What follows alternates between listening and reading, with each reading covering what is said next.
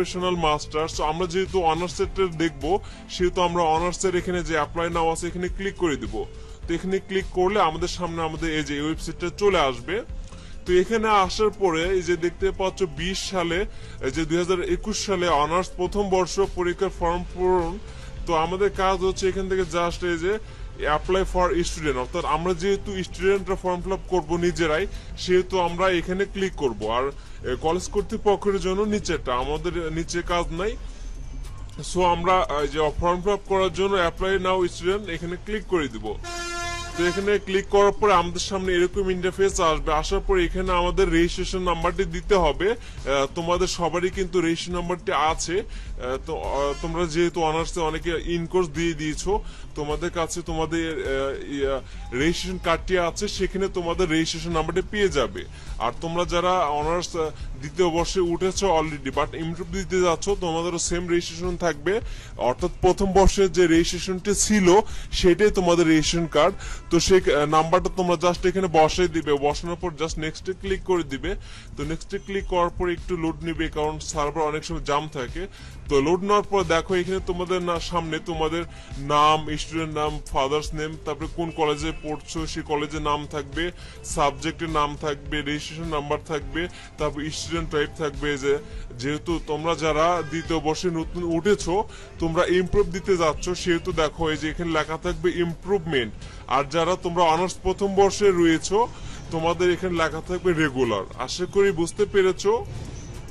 তো এখন কাজ হচ্ছে তোমাদের এখানে মোবাইল নাম্বারটি দেওয়া। তো আমি আমার মোবাইল নাম্বারটি দিয়ে দিচ্ছি। তো নাম্বারটা বসাই দিবে। এখানে অবশ্যই তোমাদের স্টুডেন্টের ফোন নাম্বারটি দিবে, এটা ভুল করা যাবে না, ভুল করলে কিন্তু সমস্যা আছে। তারপর নেক্সটে দেখতে পাচ্ছ তোমাদের যে 4 সাবজেক্ট যেটা কম্পালসারি, সেটাতে যদি তোমরা ফেল করো সেটা এখানে অটোমেটিকলি থাকবে, আর যদি না করো তাহলে থাকবে না। তো আমি যে স্টুডেন্টটা করতেছি সে একটাতে ফেল করছে, তার এখানে শো করতেছে তার ওই সাবজেক্টটি। এবং তারপরে যে তোমরা যে কয়টাতে মান উন্নয়ন দিতে পারো, আমি কিন্তু এখন অনার্স দ্বিতীয় বর্ষের কথা বলতেছি, যারা ইমপ্রুভমেন্ট দিবা, তো তোমার রেজাল্ট অনুযায়ী তুমি যে কয়টাতে ইমপ্রুভ দিতে পারবা সেই কয়টা সাবজেক্টের কিন্তু লিস্ট এখানে শো করবে। 2টা 3টা 5টা যে কয়টাই থাক, সেই কয়টা এখানে শো করবে। অর্থাৎ তোমরা যদি একটাতে ইমপ্রুভ দিতে পারতো, সেক্ষেত্রে কিন্তু তোমার এখানে একটা যে সাবজেক্ট শো করবে। অর্থাৎ এখানে বিষয় কোড আলা যে কটা সাবজেক্ট নাম্বারটি দিতে হবে, দেওয়ার পরে জাস্ট সাবমিট করতে হবে। এটা হচ্ছে অনার্স প্রথম বর্ষের জন্য। আর দ্বিতীয় বর্ষে যারা ইমপ্রুভ দিচ্ছ, তোমাদের এখানে যে কটাতে ইমপ্রুভ দিতে চাও সেই কটাতে টিকমার্ক দিতে হবে। অর্থাৎ দুইটাই কাজ তোমাদের এখানে, ফোন নাম্বার দেওয়া এবং তোমরা যে কটা সাবজেক্ট ইমপ্রুভ দিতে চাচ্ছ সেই কটা সাবজেক্ট চেকমার্ক দেওয়া। তো দেওয়ার পরে ভালোভাবে সবকিছু ওকে করে নিবে। তো আমি আমারটা দেখে নিচ্ছি। তো তোমাদের সবকিছু যদি এখান থেকে ওকে তাহলে তোমরা জাস্ট এই যে সাবমিটে ক্লিক করে দিবে। তো এখানে দেখতে পাচ্ছ select improvement subject, any two select maximum two improve subject. অর্থাৎ আমার এই স্টুডেন্টের 2টাতে ইমপ্রুভ দিতে পারবে, সো আমি 2টাতে চেকমার্ক দিয়ে দিলাম। তো সবকিছু এখান থেকে তোমাদের ওকে থাকলে তোমাদের এখান থেকে কাজ হচ্ছে জাস্ট সাবমিট বাটনে ক্লিক করে দেওয়া। সাবমিটে ক্লিক করে দিলে তোমাদের সামনে তোমাদের পিডিএফ কপি ডাউনলোডের অপশন আসবে। তো সো এখান থেকে তোমরা এটা ডাউনলোড করে নিবে। তো আমি আমারটা ডাউনলোড করে নিলাম। করার পরে তোমাদেরকে একটু আমি দেখাচ্ছি এটা ওপেন করে এটা কিরকম আসে। তো দেখো আমার স্টুডেন্টের কিন্তু অলরেডি ফর্ম ফিল আপ হয়ে গেছে অনলাইনে। ওকে, তো এখানে তার যে সিজন দেখতে পাচ্ছ 2019-20, অর্থাৎ এই স্টুডেন্টটি ইমপ্রুভ দিচ্ছে। এবং এই যে দেখতে পাচ্ছ নাম, বাবার নাম, তারপর রেজিস্ট্রেশন নাম্বার, ইমপ্রুভমেন্ট, যে registration type improvement, government Shah Sultan college Bangla, 1050 টাকা তোমার জমা দিতে হবে। তো এইভাবে অনার্স প্রথম বর্ষের সেম প্রসেস। তো আশা করি পুরো বিষয়টি বুঝতে পেরেছো। তো কোথাও যদি তোমাদের বুঝতে অসুবিধা হয়,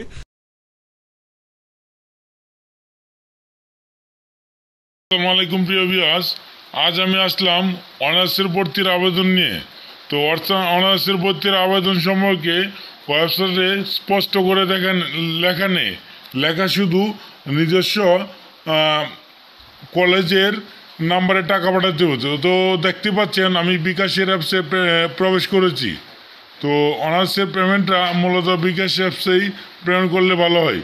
তো বিকাশ অ্যাপসে পেমেন্ট করার পর দেখেন পে বিল এক জায়গায় লেখা আছে, ওখান থেকে পে বিলে প্রবেশ করব।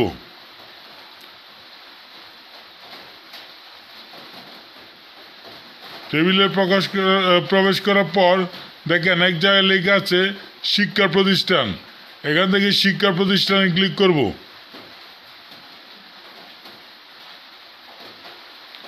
শিক্ষা প্রতিষ্ঠানে ক্লিক করার পর উপরে দেখেন প্রাপক প্রতিষ্ঠানের নাম বা ধরন দিন।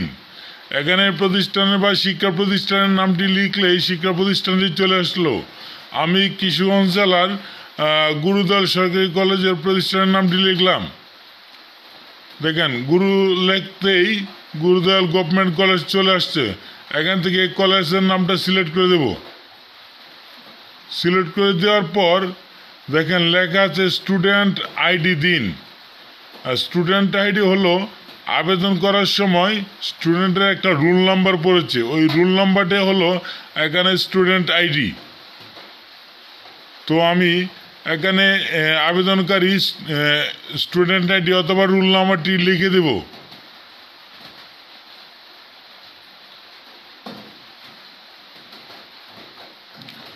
তো রোল নাম্বারটি দেখেন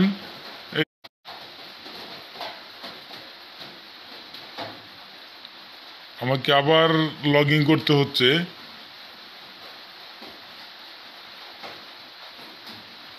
দেখেন স্টুডেন্ট আইডি দিন, এখানে আবেদনকারী রুল নাম্বারটি দেব। আপনি মানে আবেদন করার সময় যে রুল নাম্বারটা পড়ছে ওই রুল নাম্বারটা এখানে দেব।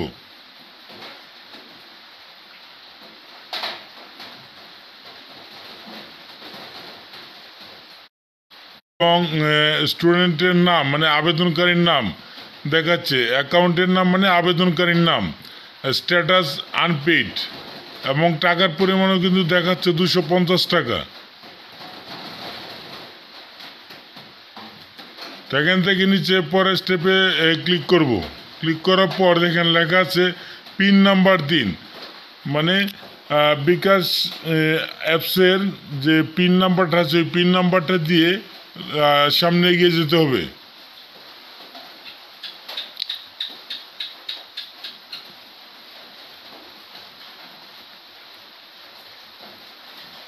তো পিন নাম্বারটা দেওয়ার পর নেক্সট বাটনে ক্লিক করব।